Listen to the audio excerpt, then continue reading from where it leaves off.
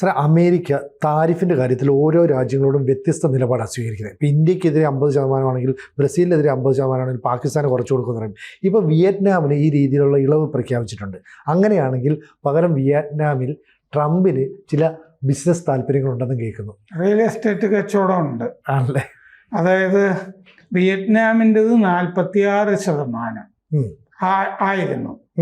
അപ്പോൾ വിയറ്റ്നാമിന് ഇന്തോനേഷ്യ ഇങ്ങനത്തെ രാജ്യങ്ങളൊക്കെ, ബംഗ്ലാദേശ്, ഇതൊക്കെ നമ്മളുമായിട്ട് പല കാര്യങ്ങളിലും കോമ്പറ്റീഷൻ ഉണ്ട്. അമേരിക്കയിലേക്ക് കയറ്റി അയക്കുന്നത്, പ്രത്യേകിച്ച് വസ്ത്രം, ഇങ്ങനത്തെ ഇല്ലേ, അതെ, അപ്പാരൽസ്, വസ്ത്രം, തുണി തുടങ്ങിയ കാര്യങ്ങളിലൊക്കെ. അപ്പോൾ വിയറ്റ്നാമിന് 46% ആയിരുന്നപ്പോൾ നമുക്ക് അത്ര ഉണ്ടായിരുന്നില്ലല്ലോ.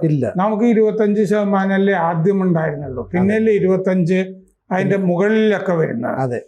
പക്ഷേ ഈ 46% എന്ന് പറഞ്ഞ തീരുവ വിയറ്റ്നാമിൻ്റെത് 20% ചുരുക്കി, ഇളവ് കൊടുത്തു. ഉയർന്നത് കുറച്ചു കൊടുത്തു, വളരെ ഇളവ് കൊടുത്തു. ആ ഇളവിൻ്റെ പിന്നിലെ കഥയാണ് ഇപ്പോൾ പുറത്തു വന്നിരിക്കുന്നത്. ഇന്ത്യയിൽ ട്രംപിനുള്ള മറ്റേ ട്രംപ് കമ്പനിക്കുള്ള റിയൽ എസ്റ്റേറ്റ് കച്ചവടത്തിനെ പറ്റി നമ്മൾ നേരത്തെ ചർച്ച ചെയ്തിരുന്നതാണ്. ഇവിടെ പുനെ ഇല്ലേ, ഗുഡ്ഗാവ്, ഹൈദരാബാദ്, ബംഗളൂരു തുടങ്ങിയ നഗരങ്ങളിലുമൊക്കെ. അപ്പോൾ ട്രംപ് കുടുംബത്തിന് വിയറ്റ്നാമിൽ ഒരു ഗോൾഫ് കോഴ്സ് നടത്താൻ ഉള്ള അനുവാദം വിയറ്റ്നാം കൊടുത്തു. ചെറിയ ഗോൾഫ് കോഴ്സും റിയൽ എസ്റ്റേറ്റ് കച്ചവടമൊന്നുമല്ല, വമ്പൻ കച്ചവടം ആണ്. നമ്മൾ ഖത്തറിൽ ട്രംപ് ചെന്നപ്പോ അല്ലേ, ഖത്തറിൽ ഗോൾഫ് കോഴ്സ് ഉണ്ട് ട്രംപിന്റെ കമ്പനിക്ക് എന്നുള്ളത് നമ്മൾ കണ്ടു. അടുത്ത കാലത്ത് ഒരു വിമാന ക്രാഷ് ലാൻഡിങ് ബ്രിട്ടനിൽ നടന്ന സമയത്ത് ഒരു വിമാനത്തിന്റെ അകത്ത് ഒരാള് പ്രശ്നം ഉണ്ടാക്കി കഴിഞ്ഞപ്പോഴാണ് നമ്മളറിയുന്നത് അവിടെ സ്കോട്ട്ലൻഡിൽ ട്രംപിന് ഗോൾഫ് കോഴ്സ് ഉണ്ട്. അമേരിക്കയിൽ പലതും ഉണ്ട്. അപ്പൊ ഇത് ട്രംപ് ഗോൾഫ് റിസോർട്ട് എന്നാണ് അതിൻ്റെ പേര്. അത് അടുത്ത മാസം അതിൻ്റെ പണി തുടങ്ങുകയാണ്. ഇത് ട്രംപിൻ്റെ മകൻ എറിക്കാണല്ലോ എല്ലായിടത്തും പോകുന്നത്. എറിക്കാണ് മറ്റേ പൂനെയിലെ ലോഞ്ചിനും വന്നത്. ഇന്ത്യക്ക് വലിയ ഉത്സാഹമാണ് ട്രംപിൻ്റെ ബ്രാൻഡ് ഇവിടെ ഉപയോഗിക്കാൻ എന്നൊക്കെ അന്ന് ഈ എറിക് പറയുകയും ചെയ്തിരുന്നു. അപ്പൊ എറിക് ട്രംപും വിയറ്റ്നാമിന്റെ പ്രധാനമന്ത്രി ഫാം മിൻ ചിന്നും തമ്മിൽ കണ്ടിരുന്നു. ഇവർ രണ്ടുപേരും കൂടിയാണ് ഈ പദ്ധതിക്ക് കല്ലിട്ടിരിക്കുന്നത്. ട്രംപ് ഗോൾഫ് കോഴ്സ് വിയറ്റ്നാമിൽ 1.5 ബില്യൺ ആണ് ഇതിന് ചെലവ് വരുന്നത് എന്ന് കണ്ടിട്ടുണ്ട്. 13,113 കോടി രൂപ ആണ് മൊത്തം. എന്ന് പറഞ്ഞാൽ വൻകിട പദ്ധതിയാണ്. അതിൻ്റെ കൂടെ ഈ പറഞ്ഞ പോലെ റെസിഡൻഷ്യൽ പ്രോജക്റ്റും ഒക്കെ ഇതുമായിട്ട് ചേർന്നുണ്ടാവും. ഹാനോയ് ഉണ്ടല്ലോ നഗരം, തലസ്ഥാനം, ഹാനോയുടെ തൊട്ട് പുറത്ത് ആണ് ഈ ഗോൾഫ് കോഴ്സ് വരുന്നത്. ഈ 3 ഇതിൻ്റെ അകത്ത് 18 ഹോൾ ഗോൾഫ് കോഴ്സ് ആയിരിക്കും എന്ന് പറഞ്ഞിട്ടുണ്ട്. മെയ്യിൽ തന്നെ ഇതിൻ്റെ ചർച്ചകളും കാര്യങ്ങളും ഒക്കെ നടന്നതാണ്. എന്ന് പറഞ്ഞാൽ തീരുവ ആദ്യം കൂട്ടുകയാണ്. കൂട്ടിയിട്ട് ഇത് കുറയ്ക്കണം, അതാണല്ലോ കച്ചവടം. നിങ്ങൾ ഗോൾഫ് കോഴ്സിന് അനുവാദം തരികയാണെങ്കിൽ ഞങ്ങൾ കുറയ്ക്കാം എന്നുള്ളതാണ്. അപ്പൊ മെയ്യിൽ ഇത് തുടങ്ങി. ഇതിൽ 3 18 ഹോൾ ഗോൾഫ് കോഴ്സ് ആയിരിക്കും എന്ന് പറയുന്നുണ്ട്. എത്രയാണെന്നറിയോ? 2446 ഏക്കറിലാണ് ഇത് വരുന്നത്. അതാണ് വൻകിട പദ്ധതിയാണെന്ന് പറഞ്ഞത്. 2027 അതിൻ്റെ പണി തീരും. അപ്പോൾ അനുമതികളുണ്ടല്ലോ, പല സ്ഥലത്തു നിന്നും പലതരം അനുമതികൾ വേണ്ടേ.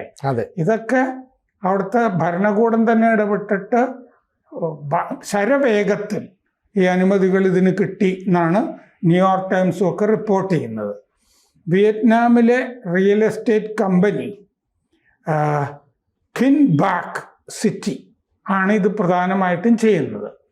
ഇന്ത്യയിലെ റിയൽ എസ്റ്റേറ്റ് കച്ചവടം ട്രംപിൻ്റെ പറഞ്ഞപ്പോൾ നമ്മളതിൽ പറഞ്ഞിരുന്നു, ട്രംപ് ഇതിൻ്റെ അകത്ത് ട്രംപിൻ്റെ കമ്പനി കാശൊന്നും മുടക്കുന്നില്ല കാശ് മുടക്കാതെ കാശടിച്ചു കൊണ്ടുപോകാനുള്ള പദ്ധതിയാണ്.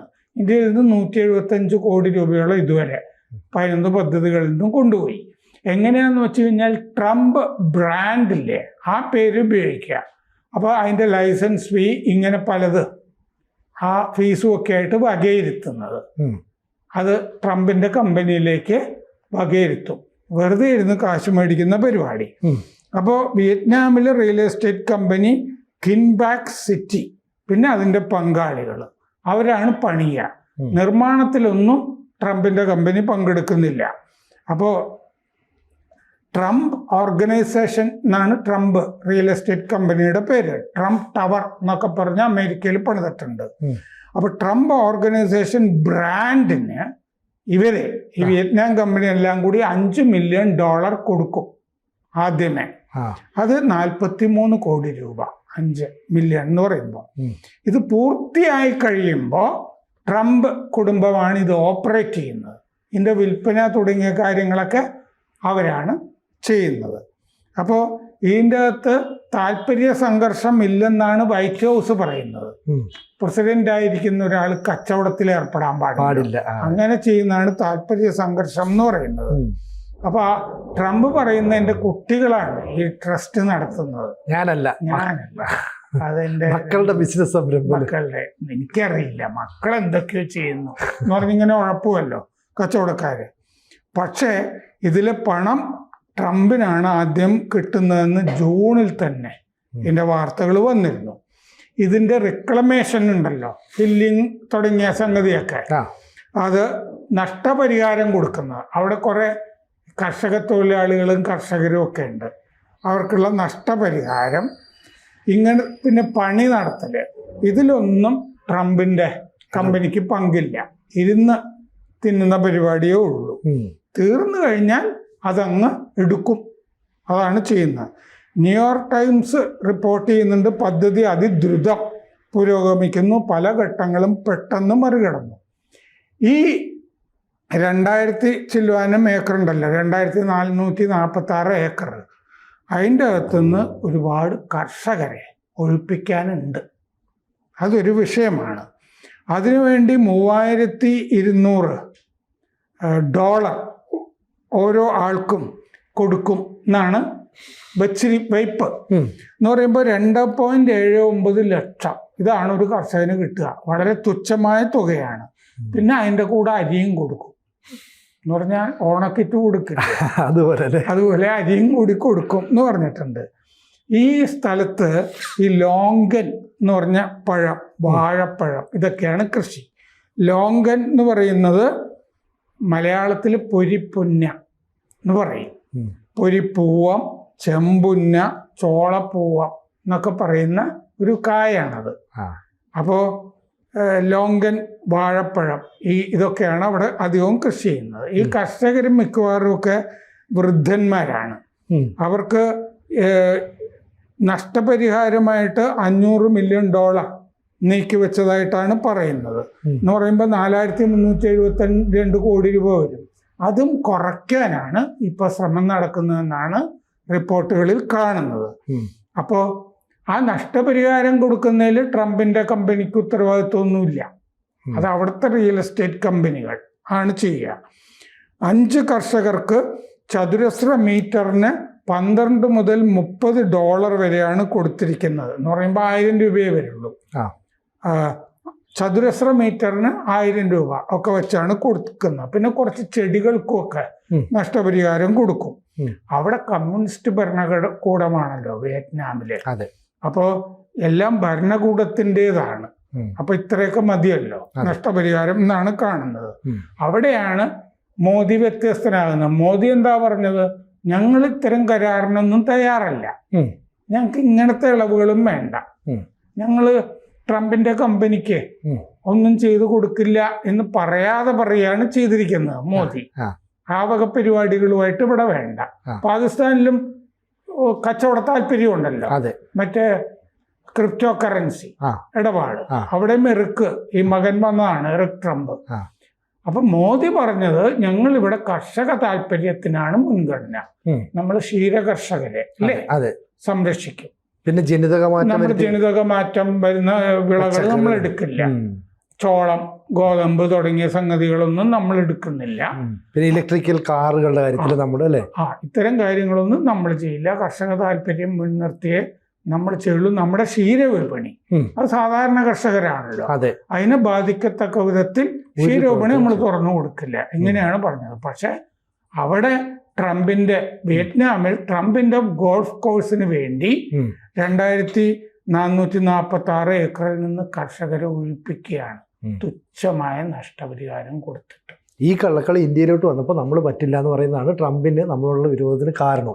അതാണ് പ്രധാനപ്പെട്ട കാരണം. ബംഗ്ലാദേശ് പല കാര്യങ്ങളും ചെയ്തു കൊടുക്കുന്നു. നമ്മള് മറ്റേ ട്രംപിന് അടിയറ വെച്ചു എന്ന് നമ്മൾ അതിനെപ്പറ്റി ഒരു ചർച്ച ചെയ്തിരുന്നു. ഒരു രഹസ്യ കരാർ ഒപ്പുവെച്ചിരിക്കുന്നു, അങ്ങനെ അടിയറ വെച്ചു, പലതും ചെയ്ത് കൊടുക്കും. ചൈന ഇനി ആയുധങ്ങൾ മുഴുവൻ അമേരിക്കയിൽ നിന്ന് വാങ്ങുകയുള്ളൂ എന്ന് എഴുതി ഒപ്പിട്ട് കൊടുത്തിട്ടുണ്ട്.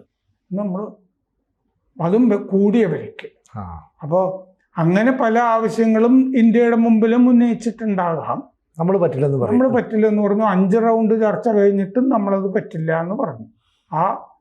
അതാണ് നമ്മളുടെ ഒരു അന്തസ്, തറവാടിത്തം എന്നൊക്കെ പറയുന്നത്. കൂടുതൽ വാർത്തകളും വിശേഷങ്ങളും നിങ്ങളിലേക്ക് എത്താൻ ABC മലയാളം സബ്സ്ക്രൈബ് ചെയ്യുക, ബെൽ ബട്ടണും അമർത്തുക.